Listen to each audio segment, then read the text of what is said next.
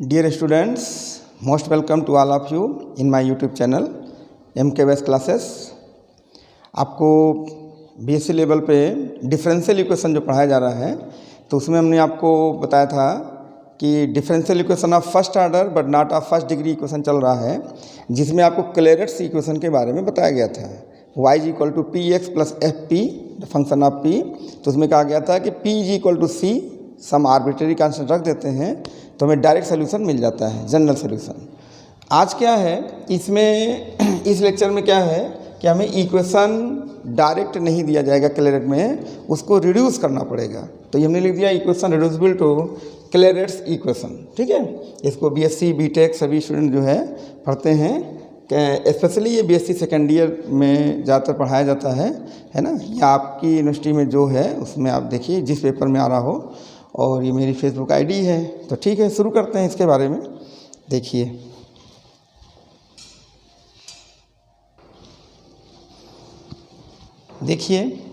आपके सामने एक प्रॉब्लम आया, using substitution x square equal to u y square equal to v solve the equation. ये equation आपके सामने लिखा गया है। ठीक है, तो आपने इक्वेशन सॉल्व किया है, तीन तरह से सॉल्व किया है।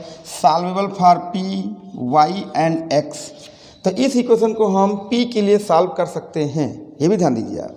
This equation is quadratic in p। ठीक है, तो इसको हम p के लिए सॉल्व कर सकते हैं। हो सकता है कि जब आप p के लिए इसको सॉल्व करना शुरू करें तो जो आप श्रीधराचार्य विधि लगाते हैं, हो सकता है उसमें कुछ ऐसे पद बने, ऐसे टर्म बने कि आप उसको सॉल्व कर ना पाएँ, इंटीग्रेट ना कर पाएँ, वेरिएबल सेपरेबल ना हो, यानी काफ़ी कॉम्प्लिकेटेड मामला हो जाए। तब फिर होता क्या है कि इसका और रास्ता निकाला गया है कि ये सॉल्वेबल फॉर p होने के साथ साथ ये थोड़ा सा टफ है, इसलिए इसका रास्ता दूसरा निकाला गया। वो कह रहा है कि इसमें ये सब्स्टिट्यूशन करिए, लेकिन ये जो सब्स्टिट्यूशन वाला मामला है ये कोई यूनिक नहीं है, कोई जनरल मेथड नहीं है इसका कि हम यही ही सब्स्टिट्यूट करेंगे। ये एक बाई इंस्पेक्शन कह सकते हैं कि हम इंस्पेक्ट करके सब्स्टिट्यूट करते हैं। तो कुछ प्रॉब्लम में एग्ज़ाम में क्या करते हैं, सब्स्टिट्यूशन दे देते हैं कि आप ये सब्स्टिट्यूट करके निकाल दीजिए, तो आपके लिए बहुत ईजी है। कुछ प्रॉब्लम में सब्स्टिट्यूशन नहीं देते हैं, तो आपको इंस्पेक्ट करके उसको जो है निकालना पड़ेगा। तो सारी बातें समझ लीजिए, दिया भी जा सकता है, नहीं भी दिया जा सकता है। ना दिए होने पे आपको इंस्पेक्ट करना है, कोई जनरल मेथड नहीं है। ठीक है, तो आप जब ज़्यादा से ज़्यादा प्रॉब्लम को अटेम्प्ट करेंगे तब धीरे धीरे अनुभव हो जाएगा कि इसमें हम कितना क्या करें। ठीक, अगर कोई ऐसा रूल होता तो हम आपको बता देते हैं। एक दो तीन ऐसे राइटर बना देते हैं, वो आपको याद करना बेकार ही है। उससे अच्छा है कि आप काफ़ी क्वेश्चन लगाएं और इसको जो है एक्सपीरियंस लें। ठीक है, तो ये प्रॉब्लम हम आपको शुरू करके दिखाते हैं। अब हम आपको थोड़ा सा पहले एक बार परिचय करा दें, इंट्रोड्यूस कर दें क्लेरेट फॉर्म, तब इसमें जो है आपके लिए अच्छा रहेगा। जैसे देखिए क्लेरेट फॉर्म, यहाँ देखिए लिखा नहीं कि क्लेरेट फॉर्म, लेकिन क्लेरेट फॉर्म ही बनता है। यह क्लेरेट इक्वेशन, इसमें हमने आपको बताया था पिछले लेक्चर में, वो लेक्चर जरूर देखिएगा। ये इस तरह से था, y is equal to p x is equal to f plus f p. लेकिन ध्यान रखना p यहाँ पर क्या है, d d x of y. ऐसे और समझिए आप विशेष, यहाँ पर y डिपेंडेंट वेरिएबल है, x इंडिपेंडेंट वेरिएबल है। यहाँ पे कौन है, यहाँ पे डिपेंडेंट वेरिएबल है, यहाँ पर इंडिपेंडेंट। ये विषय ध्यान रखना, यानी जो आपका डिपेंडेंट है वो यहाँ पे रहेगा, उतना equal to p x and plus some function of p। ये विषय ध्यान रखिएगा, तब आपको लिखने में कोई दिक्कत नहीं होगी, सॉल्व हो जाएगा। ठीक है, तो कॉपी कर लें, फिर आगे बढ़ाते हैं। अब देखिए यहाँ पे ये क्वेश्चन हो गया, हमने इसको जो है नंबर 1 ले लिया। क्या करेंगे, सब्स्टिट्यूशन क्या था, x square is equal to u and y square is equal to v. इसको डिफ्रेंशिएट कर दो। ठीक है, क्योंकि p यहाँ पे डी डी एक्स आ वाई है ना, तो डिफ्रेंशिएट करिए तो 2x d x is equal to ये डी यू होगा, एंड ये हो जाएगा 2y d y is equal to d v. ठीक है, अब आपको क्या करना है, dy को dx से डिवाइड करना है। क्यों, कारण जानिए, क्योंकि p यहाँ पे क्या है, dy बाई dx, इसलिए dy को dx से आप डिवाइड करिए। तो क्या करेंगे, 2y dy upon 2x dx is equal to हो जाएगा dv अपान du। आपका 2 कैंसिल हो जाएगा, ये dy बाई dx क्या बन जाएगा, p, तो y upon x into p is equal to हो जाएगा dv बाई du। आप p रोक कर इसको उधर ले जा सकते हैं, तो ये हो जाएगा x/y dv/du। यहाँ पे आप एक सिंबल यूज कर सकते हैं कि जैसे हमने लिख दिया p = x/y, तो इसको हम कैपिटल P भी लिख सकते हैं। लिख दीजिए वेयर कैपिटल P = dv/du। जिस तरह से देखिए पहले प्रॉब्लम में क्या था, y डिपेंडेंट था, x इंडिपेंडेंट था। अब v डिपेंडेंट है और u इंडिपेंडेंट है। तो हमने जिस तरह से इसको p लिया गया था उस तरह से इसको हमने क्या ले लिया, कैपिटल P। तो अब आपका ये एक फॉर्म हो गया। अब इसको हम यहाँ से रिप्लेस करेंगे, है ना। तो अपने इक्वेशन में p को रिप्लेस कर देंगे बाय दिस थिंग। तो ज़रा पहले कॉपी करिए आप।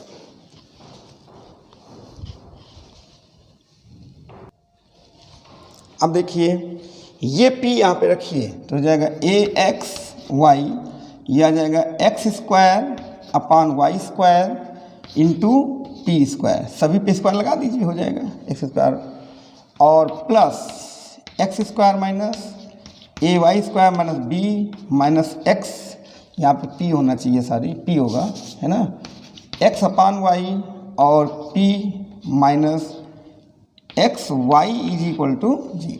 अब देखिए यहाँ पे p था, तो यहाँ जहाँ जहाँ p था हमने क्या किया, x/y कैपिटल P यूज कर दिया, ये है, ठीक है। रखने तो आप x² y² को रिप्लेस कर सकते थे u और v से, लेकिन अभी नहीं।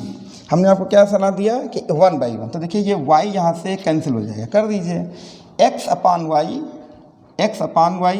और यहाँ पे x/y नहीं है तो आप y y² कर सकते हैं, कॉमन ले लीजिए। तो यहाँ पर हमने क्या किया, x/y बाहर ले लिया, तो बच जाएगा ये a और x² बचेगा, x/y जा चुका, p² प्लस ये हो जाएगा x² माइनस ay² - b, ये p, और ये हो जाएगा y²।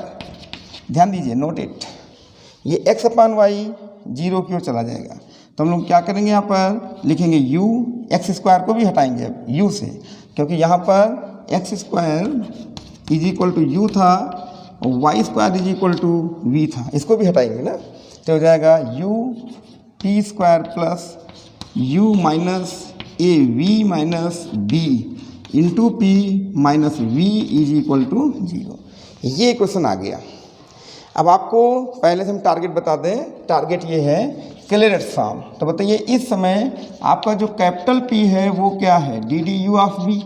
तो यहाँ पे डिपेंडेंट v है, इंडिपेंडेंट u है, तो क्लियरेट फॉर्म बनेगा v = pu plus fp function of p। ये क्लियरेट है, इसलिए पहले बता दिया कि बहुत से स्टूडेंट ये देखते हैं कि हम इसमें किसको राइट साइड लेफ्ट साइड में रोके, u को कि v में, कंफ्यूज रहते हैं। ऐसा नहीं, जो डिपेंडेंट है वो यहाँ पर आएगा और जो इंडिपेंडेंट है वो यहाँ आ जाएगा, ठीक है। तो इस फॉर्म में आपको लाना है, अगर आप ये ले आए तो क्लियरेट फॉर्म बन जाएगा। फिर लास्ट में हमको सिर्फ p = क्या रखना है, c, आपको जनरल सोल्यूशन मिल जाएगा, ठीक है। लेकिन चलिए आगे बढ़ते हैं, अब इसको उसमें रिड्यूस करते हैं। कैसे, तो देख रहे हैं v हमको मिल चुका है, लेकिन v यहाँ भी है, तो ब्रैकेट को ओपन करना पड़ेगा, कर दीजिए।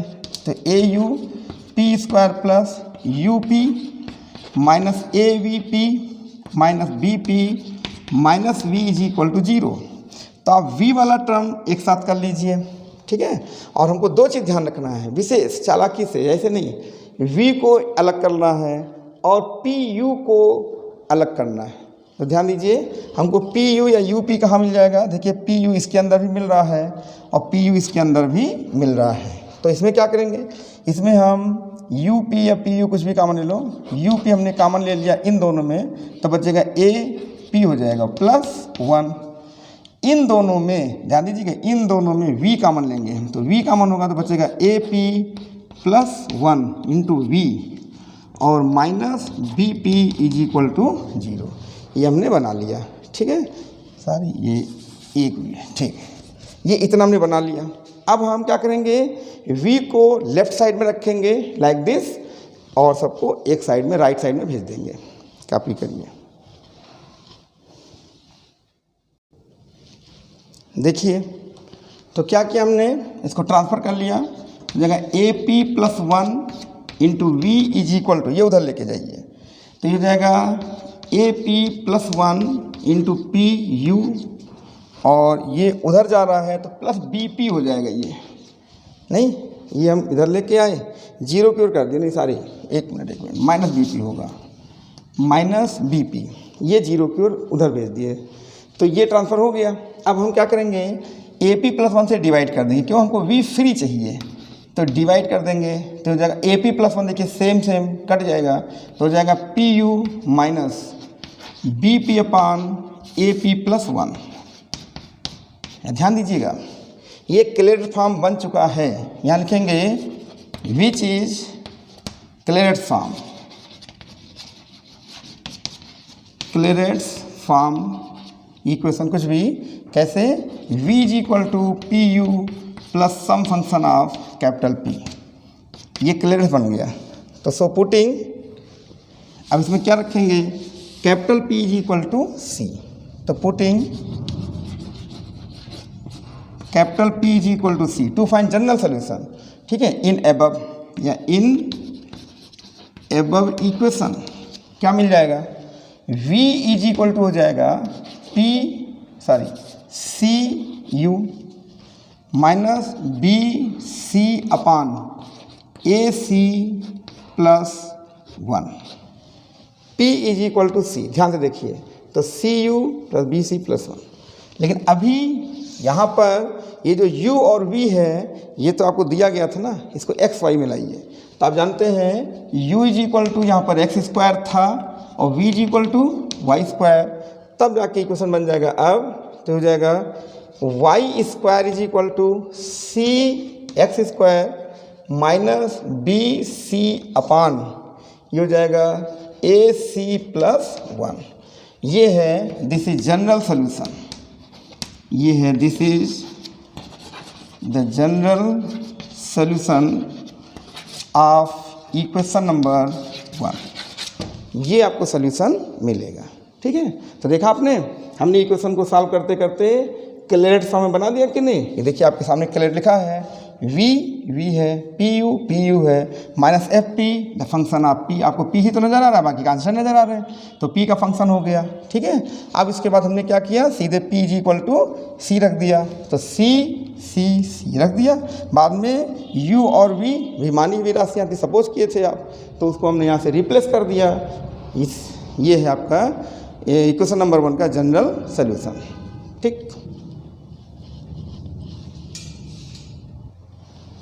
देखिए one more equation, solve this equation, ये आपका इक्वेशन नंबर 1 होगी। इसको अब इस क्वेश्चन में सब्स्टिट्यूशन नहीं दिया गया है, अब आपके लिए समस्या बहुत बड़ी खड़ी हो जाएगी कि बाय इंस्पेक्शन इसको कर सकते हैं। तो एग्जामिनेशन में जो कोई क्वेश्चन आता है तो वहाँ पे ऐसा नहीं कि लिखा हो रिड्यूस इनटू क्लेरेट फॉर्म, तो अब आपके लिए समस्या हो जाएगी कि इसको सॉल्व करना है। तो समस्या ये है कि अगर इसको हम p के लिए सोचते हैं तो ये p में क्यूबिक है, p में एक घात है, तो ये जो है थोड़ा दिक्कत करेगा, है ना।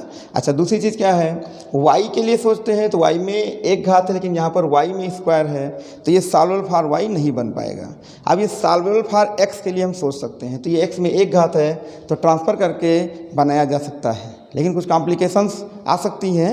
इसलिए तो अगर मान लो पेपर में आपके एग्जामिनेशन में कह दे कि नहीं reduce it into Clairaut form then solve, और सब्स्टिट्यूशन ना दिया हो तो बाय इंस्पेक्शन आपको सब्स्टिट्यूट करना पड़ेगा, है ना। तो इसके लिए हमने आपको पहले ही बता दिया कोई जनरल मेथड नहीं है, ये विशेष ध्यान रखिएगा। तो हम यहाँ पे क्या करेंगे, इसको थोड़ा बनाएंगे। कैसे बनाते हैं, इसको मल्टीप्लाई कर देंगे, मल्टीप्लाइंग 1 बाई y, तो इक्वेशन क्या हो जाएगा, ये y square is equal to 2p xy plus y cube p cube, ये बन जाएगा आपका। चलिए इक्वेशन नंबर 2 मान लेते हैं, ठीक है, ये विशेष ध्यान रखना। अब देखो ये वाई स्क्वायर जो आया है, ओनली x नहीं, केवल वाई स्क्वायर जो आया है इसको सब्स्टिट्यूट करेंगे तो let y square is equal to वी। ऐसे और ध्यान रखिएगा, p यहाँ पर क्या है, p यहाँ पर है dy बाई डी एक्स, और y क्या है, डिपेंडेंट वेरिएबल। तो यहाँ पर हम केवल किसको मान रहे हैं, डिपेंडेंट वेरिएबल का स्क्वायर मान रहे हैं, तो ये भी डिपेंडेंट ही होगा, v भी। तो इसको जो डिफ्रेंशिएट करेंगे तो क्या हो जाएगा, 2y dy is equal to dv, ठीक है, इतना आप पहले समझिए। तो 2y dy इतना बन जाएगा। इसके बाद क्या करेंगे इसको आप जो है सीधा x के रिस्पेक्ट में डिफ्रेंशिएट कर दो तो सही रहेगा। Differentiating with respect to x, ये चीज़ आप ध्यान रखिए, क्योंकि यहाँ पे वाई स्क्वायर को ही केवल लिया जा रहा है। तो हो जाएगा 2y d d x of y is equal to d d x of v. उसको उस तरह से डिफ्रेंशिएट नहीं करना जैसे हमने पहले बताया था, इसको हम x के रिस्पेक्ट में डिफ्रेंशिएट करेंगे। अब जरा बताइए ये आपका d y by d x जो है वो स्मॉल p है कि नहीं, तो हमने क्या कर लिया, इसको लिख दिया 2y small p is equal to capital P और वेयर कैपिटल P हमारा क्या है d d x of v. थोड़ा सा हट कर चल रहा है ये, विशेष ध्यान रखिएगा। तो ये 2y, तो अगर हम यहाँ से देखें p कितना है तो this is capital P upon 2y।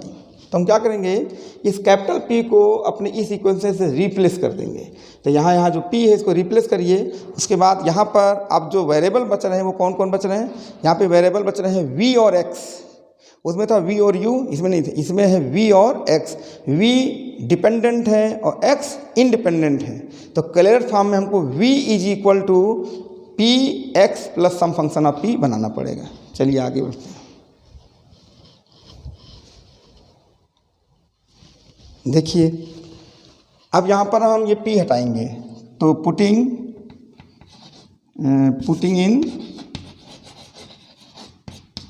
In to लीजिए बस। तो वाई स्क्वायर तो आपका v है, हटा सकते हैं 2p, या वाई स्क्वायर को आखिरी में हटा लेना, पहले p को ही हटाओ, है ना, कोई दिक्कत नहीं।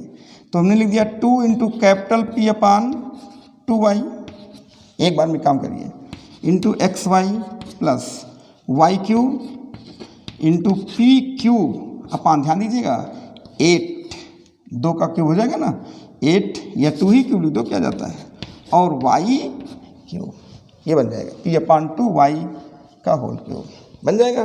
देखिए यहाँ से ये 2 कैंसिल हो जाएगा, यहाँ से वाई क्यूब कैंसिल हो गया। अब देखिए क्या फॉर्म बन रहा है, इसको ध्यान से देखिए आप।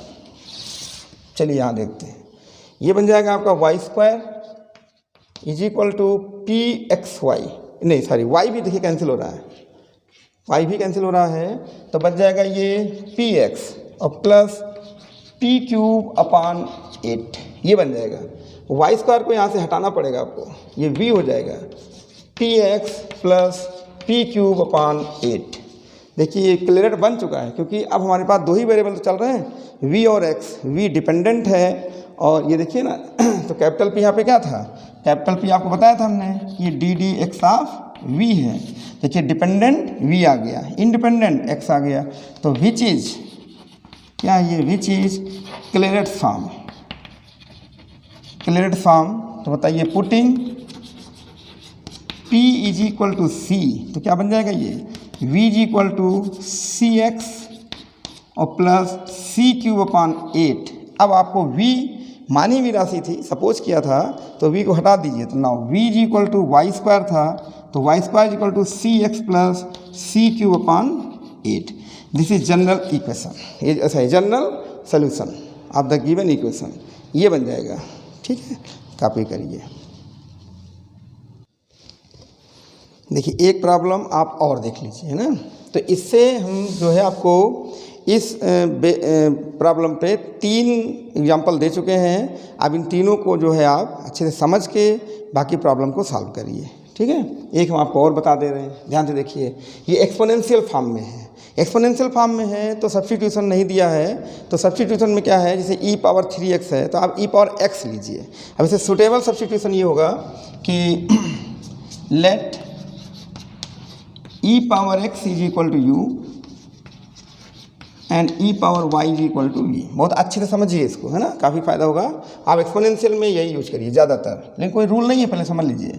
डिफरेंशिएट करके हो जाएगा e power x dx is equal to du and e power y dy is equal to dv। इसको डिफरेंशिएट कर दिया। आप जानते ये भी हैं कि p जो है आपका dy बाई dx है, तो हमें dy को dx से डिवाइड करना होगा। तो क्या कर लेंगे, e power y dy upon e power x dx is equal to हो जाएगा dv अपान du। इतना समझ में आ रहा होगा। अब ये पोर्शन देखिए dy बाई dx, ये बन जाएगा आपका स्मॉल p, तो e पावर y अपान e power x into small p। इसको हमने अपनी सुविधा के लिए कैपिटल P मान लिया, where capital P is equal to stand for, कुछ भी लिख दो, d d u of v, ये बन जाएगा। तो आप जो है p इज इक्वल टू, यानी p को निकालेंगे ना, तो p को सब्स्टिट्यूट करेंगे तो p इज इक्वल टू लिख देंगे e power x upon e power y into capital P, ये है। ठीक है, अब इस p को हम ले जाके यहाँ पर रख देंगे, रिप्लेस कर देंगे। उसके बाद हम e पावर x y को भी रिप्लेस करेंगे u और v फॉर्म में। तो हमारा जो अब जो डिपेंडेंट वेरिएबल है वो कौन है, v, और इंडिपेंडेंट कौन है, u। तो हमें v is equal to p u plus some function of p बनाना होगा जो कि क्लियर फॉर्म होगा। ठीक है, आगे बढ़ते हैं। तो देखिए आप इसको पुट करिए, तो पुटिंग इट इन 1 क्या मिलेगा। अभी आप e पावर 3s को मत चेंज करिए, पढ़ा रहने दीजिए, इसको करिए। ये हो जाएगा e power x upon e power ये y और कैपिटल P माइनस 1, सही लिखा हमने, p की जगह पर e power x upon e power y capital P minus 1। ठीक, प्लस ये हो जाएगा p क्यूब, तो e power x upon e power y, और ये बन जाएगा आपका p और ये whole cube into e power 2y is equal to 0, ये बनेगा। इसको थोड़ा सॉल्व कर लीजिए, तो e power 3x into e power x अपान ई पावर y, और ये हो जाएगा आपका p। तो ऐसा करते हैं ना, ऐसा बहुत बड़ा हो जाएगा, ऐसा मत करिए आप। यहाँ पे ये वैल्यू रखने के बाद है ना, यहाँ पे क्या करिएगा कि e पावर x को u, e पावर y को v ऐसा कर दो, क्योंकि इसको सॉल्व करने में बहुत समय लग जाएगा।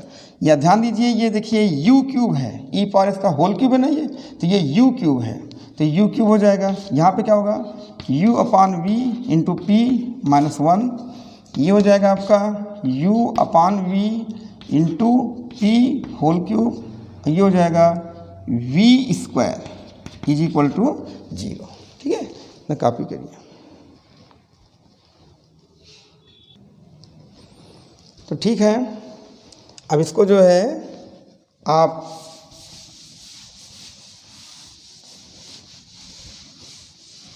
देखिए, ये आ जाएगा u क्यूब और u upon v into p minus 1 plus ये हो जाएगा u cube upon v cube p cube into ये क्या है v square is equal to 0। आपका v स्क्वायर पूरा क्यूब काट देगा, एक v बच जाएगा, और u क्यूब कॉमन हो रहा है, कॉमन ले लीजिए, तो u क्यूब कॉमन, तो ब्रैकेट में क्या आ जाएगा u upon v p minus 1 plus 1 upon v बचेगा, ध्यान से देखें, और p cube is equal to 0।